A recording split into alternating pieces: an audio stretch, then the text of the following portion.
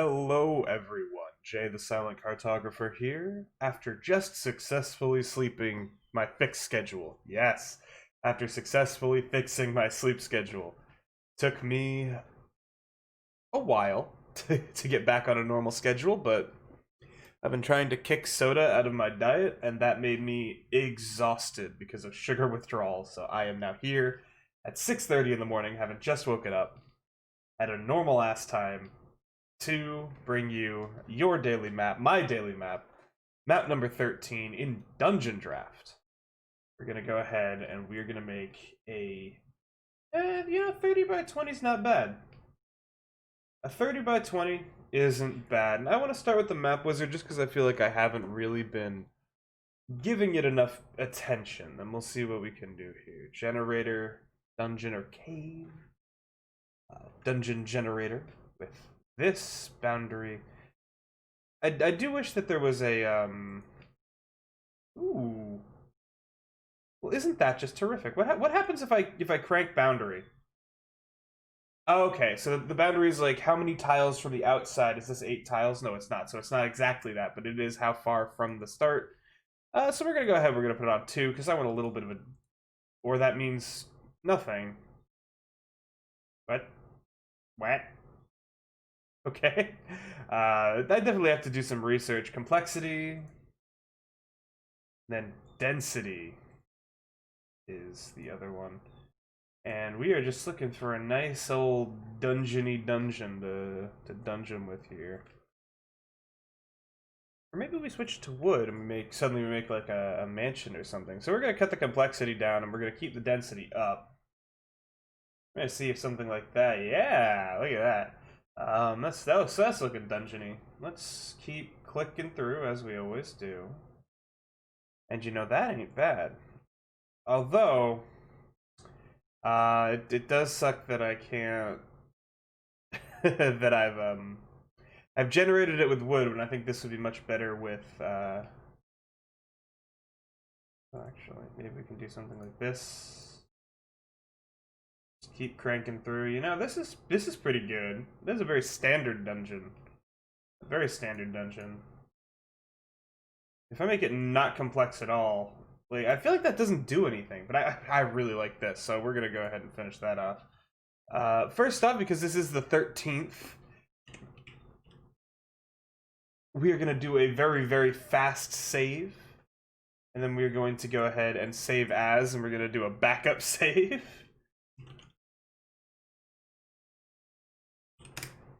Just in case Dungeon Draft decides to be buggy and not work for us. So first things first, let's try to find where our players are going to enter this dungeon. That's a very important first step. And I'm kind of liking either this room back here or this long room up here. But I think we're going to go for this one back here. So we're going to go to our objects tool. We're going to go to our stairs, which we can do with the tags. Which, why are these so opaque now? Ah, here we are. And then we go to stairs. Get all these stairs. Now these spiral stairs are a bit too stairs, but I'm really digging these right here. Now if each tile is 5 feet, that would mean that each stair is 2.5 feet across. 2.5 feet being fairly narrow, actually. That would also make this dungeon freaking huge. So if we make this like this, and the dungeon tiles are 5 feet across for a single stair. 5 feet for a stair is about almost like as tall as a person, probably most of a person.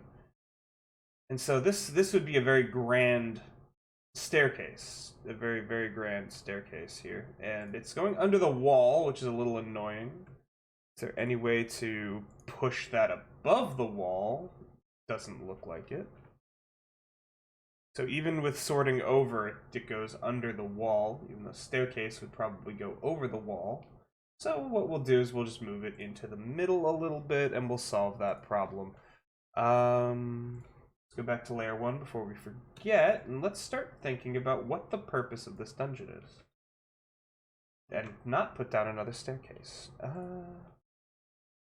I would like to put a door somewhere. I just had this idea.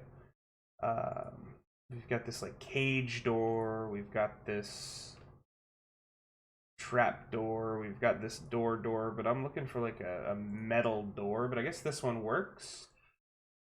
We're just gonna stick this door right here. You know what that door is gonna be? That door is gonna be a trap. It's not gonna go anywhere. It's not gonna do anything. That door is a trap.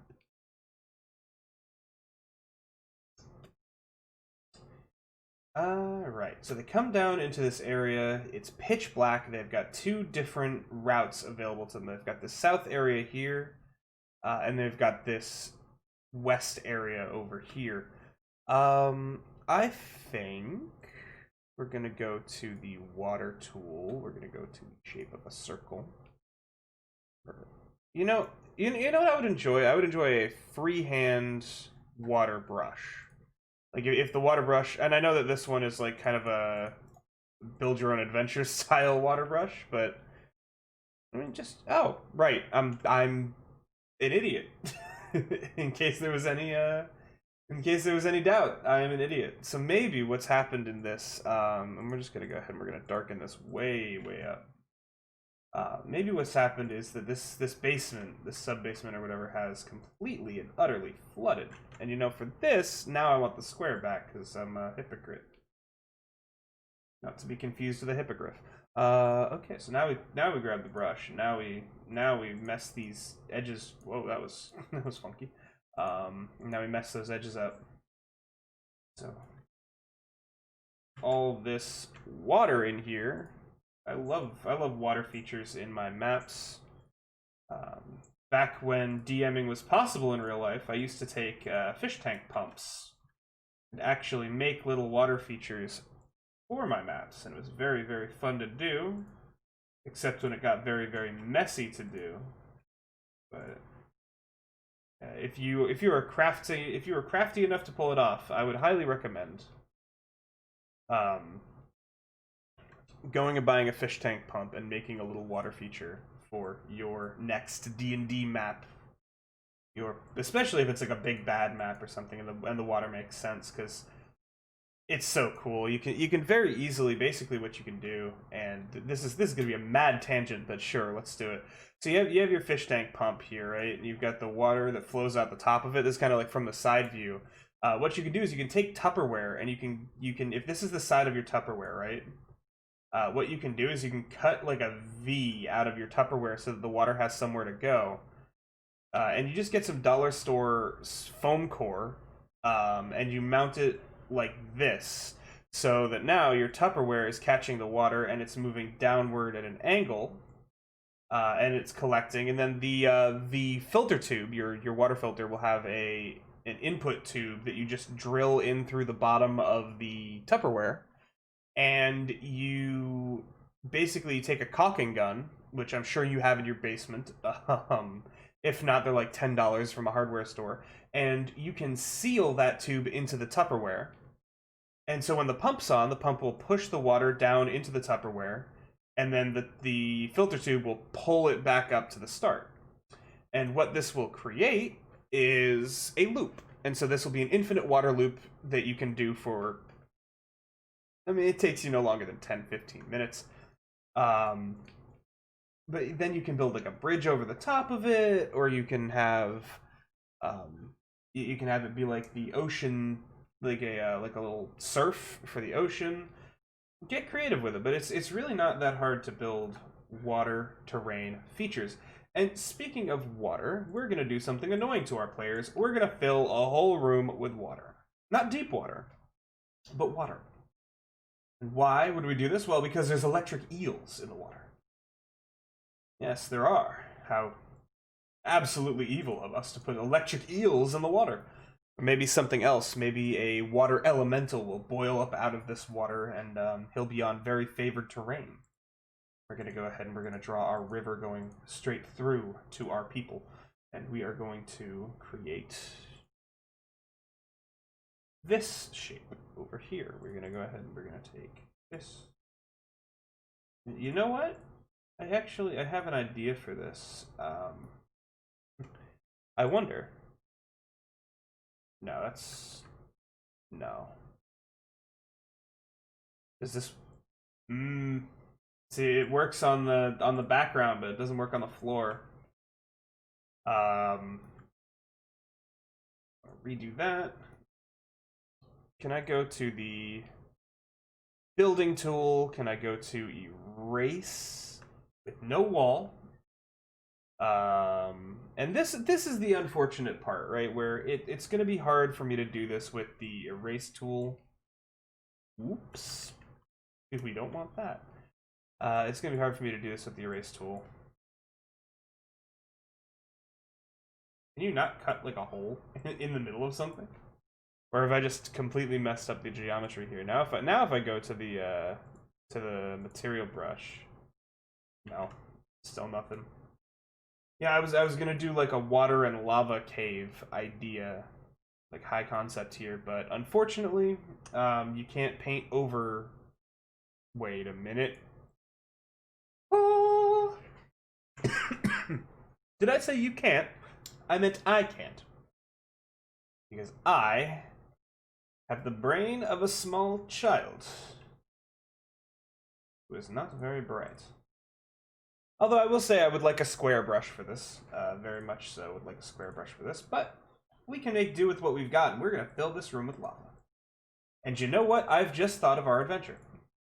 2 Genasi brothers, one of water and one of ice, or one of water and one of fire, have taken up refuge in a cave. They're bandits, you see, and, well, the party has to go and do battle with them. But they won't play nice.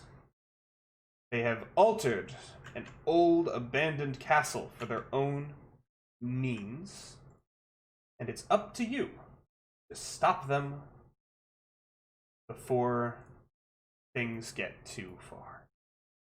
And so there's our adventure. Our players have to defeat these Genasi, whatever you want to call them.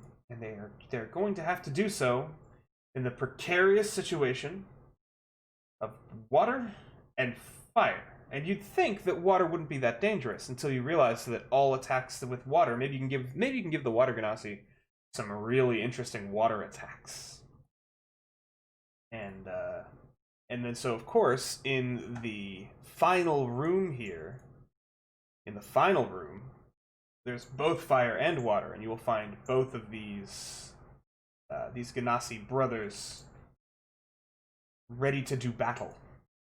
And so what we'll do is we're gonna go ahead, we're gonna make some red in our water. And why would I make some red in our water? To make it seem like it's hot. This water would be steaming. And so essentially the blue Genasi, the water Genasi, will... I keep flipping between Genasi and Genasi. I think I like Genasi better, so I'm just going to stick with it for the rest of the video. Feel free to correct me in the comments down below. And so our door doesn't really make sense anymore, but it looks like the door has been hidden by the wall again, so I guess I don't even have to go back and delete it. What was I going to say?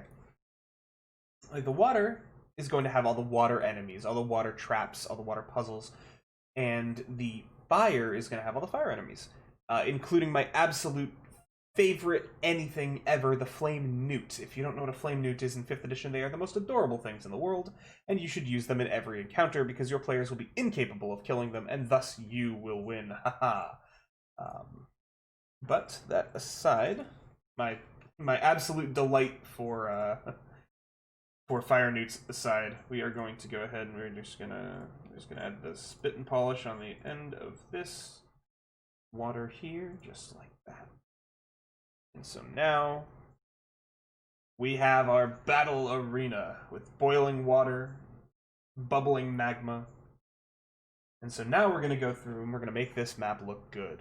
We're going to do that with the object tool. But first we're going to save. We're going to save. We're going to save as our backup.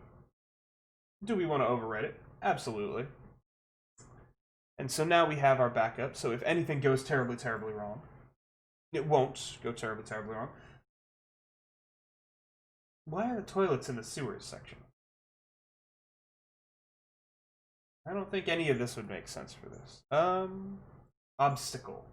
What is this? A tar pit? Nah. God, it's crazy. The animated water almost even looks like it's boiling. There wouldn't be steam or something. But let's look in cave really quickly. You know, maybe we can use our favorite, the hole. Fun fact: one of the puzzles that took my players the absolute longest to do in my last campaign was literally this. It was 3 holes in a row. And they had to jump over it, and the holes weren't even that deep, but it took them around 45 minutes to get over those holes because they were doing some unlucky rolls, and they were not having a good time of it. But I was having a great time. It was the funniest thing I've seen in months. So we're gonna go ahead and we're gonna shrink these down just to kind of make it look a little bit neater, and we're gonna make a little jumping puzzle. I hate jumping puzzles, but we're gonna make a jumping puzzle. And maybe the fire will explode from the bottoms of these. And you know what's going to be at the end of this jumping puzzle is going to be like this doesn't really look like an iron door to me. I want like a big, thick iron door, and this kind of works. But this to me almost looks like bars instead of a large portcullis. This kind of looks like a stone or an iron door, but it looks a bit dinky. But I'm sure we can use it. So we're going to go to our wall tool, and we're just going to draw a wall. Because we just need to punch through that wall. And so, is there not a way to switch which side of the wall the door is? Actually, that kind of works, because now it's a slab of iron with no handle that's incredibly hot. So then we have a puzzle. But not just a puzzle. We have a puzzle on top of this dangerous jumping puzzle they have to go through. So, and you know what we can do is we can play another trick on our players. We can wall this off right here. We can add another door here, the wooden door. So you either have the wooden door or the metal door, and the wooden door is actually holding back all this water. And so when they open the door, water floods in, and in the water, oh, you know what? This whole room is a gelatinous cube. I've decided this whole room is a gelatinous cube. But what floods out of the water is a bunch of electric eels, and anybody in the water must make a DC something Constitution save or be paralyzed. And along with the eels are some other aquatic beasts that suddenly leap into the room, and they create this problem of half of your party just got paralyzed by electric eels, and all these enemies are popping through the door. What do you do? I don't know. What do you do? That's a tricky situation to be in. And so they have to fight their way through there, and then if they run headlong through the door, they'll run straight into a large gelatinous cube.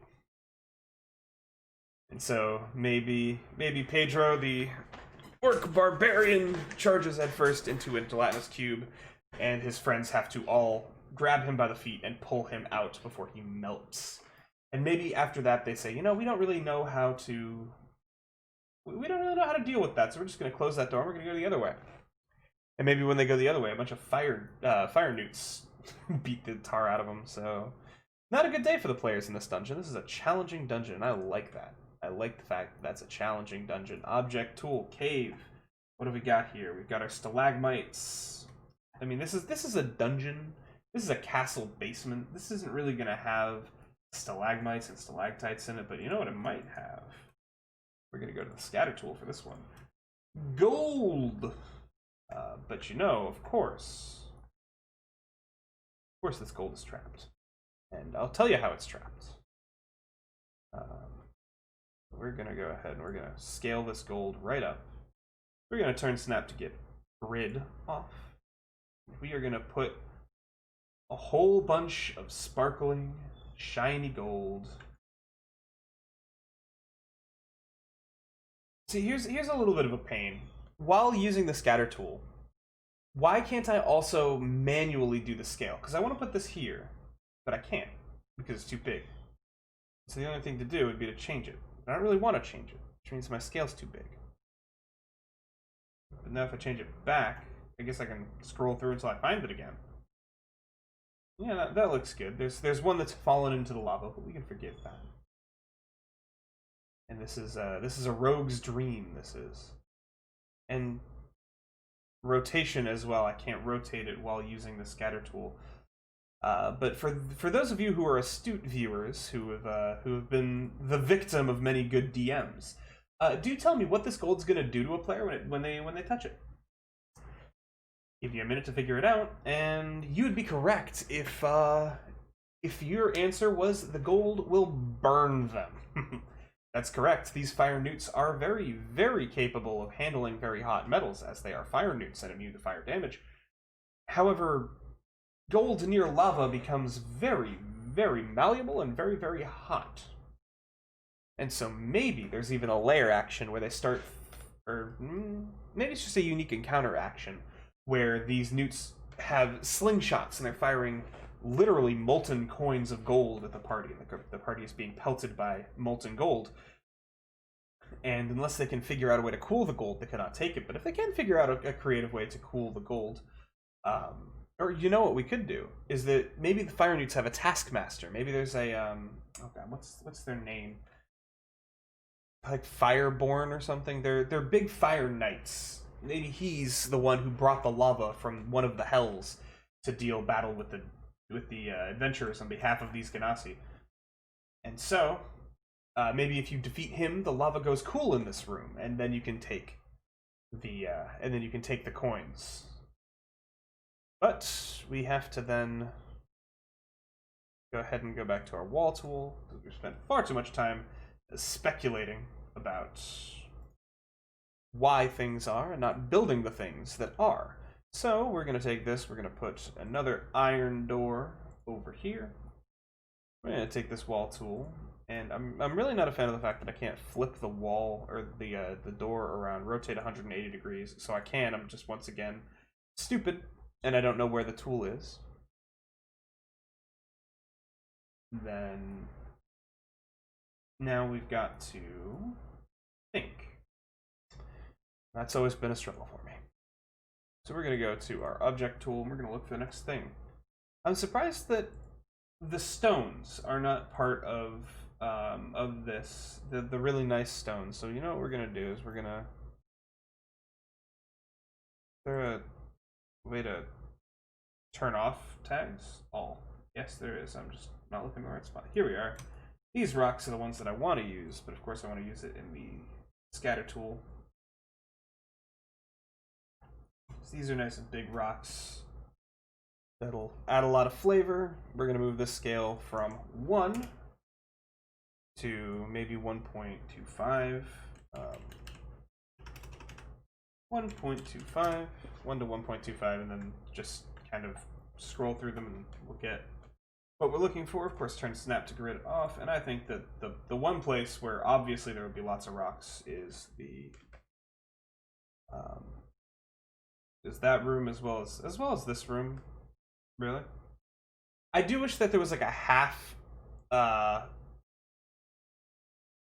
do wish that there was a half out of water option. If that makes sense. Like if the rock is large enough, I don't think that this should be all the way at the bottom of that pond. I think that it should very much be poking out the top, which I think would make a cooler, more realistic battle arena. So now we're going to go back to user layer 1. Put this here. We're going to put some rocks in the lava. Give the players something to think about, you know? Maybe somebody can go stand out there. And this behemoth of a rock can go in the middle of the water here. Maybe that's the tell for the gelatinous cube, is that there's a rock that's kind of shimmering in the middle of the room. Doesn't seem to be under the water, but also at the same time seems to be under the water. I wonder what's up with that. None suspect the gelatinous cube. And then this looks really wonky. That one little bit of that square. But, you know, the best thing about it is the fact that nobody will ever know. So I don't actually want to use these big rocks anymore. I just kind of want to... Excuse me, can I select only the small ones now? And then we're going to just go ahead and we're going to We're going to hide some of the fact that this edge is very triangular with some rocks. Yeah, just like that. Like these pits erupted from the ground mysteriously.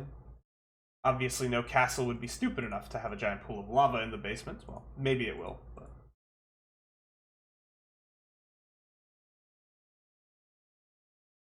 Okay. So, is there anything else that we really want to add here? Because this is getting to the point. And actually, you know what I'm going to do? I am going to go to the selection tool, and I'm going to delete every single one of these rocks, because with battle maps, unlike with world or region maps, the principles of KISS, or keep it simple stupid, definitely apply. If you want to make a successful battle map, you should make a map that is easy to navigate, easy to tell what is going on, with very few small, overwhelming features outside of maybe house decoration, or something that's very, very flavorful. Sorry, my brain's getting ahead of my mouth, and it's not doing well for me. And so things like in here, this is flavor. This looks nice. But there's already the gold in here. There's already the lava in here. So those rocks, they just cluttered the space. And it makes it harder for the players to tell at a glance what's going on. So I think that this is going to be our map. I think that we are done here. I think that this is completely serviceable except for one thing. Well, first things first, I'm going to save. Second thing second, I'm going to change the grid, because I want the grid to be very pronounced. Specifically for these tiles over here, the grid's actually under the floor, which makes it very hard to see where the players can stand. And that will not stand, so let's go ahead and look at the map settings. Look at the grid color. That grid color is going to be black. Is there not more grid settings than that? Can I not make the grid go over the floor? That's very frustrating. I mean, I guess the idea is that each one of these tiles is their own square, so you can kind of see what path the heroes can take, but I would still much prefer to have a strong overlying grid. So, well, that kind of sucks.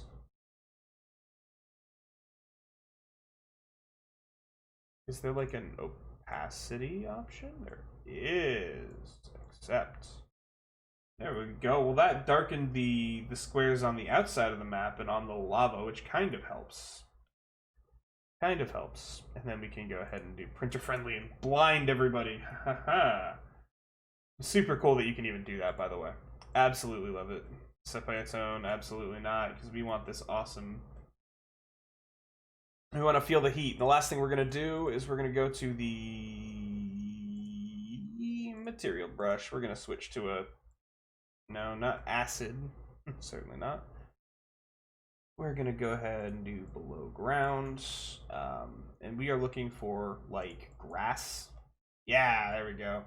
Now, I know what you might be thinking. Why the hell are you painting grass under this? And, well, if,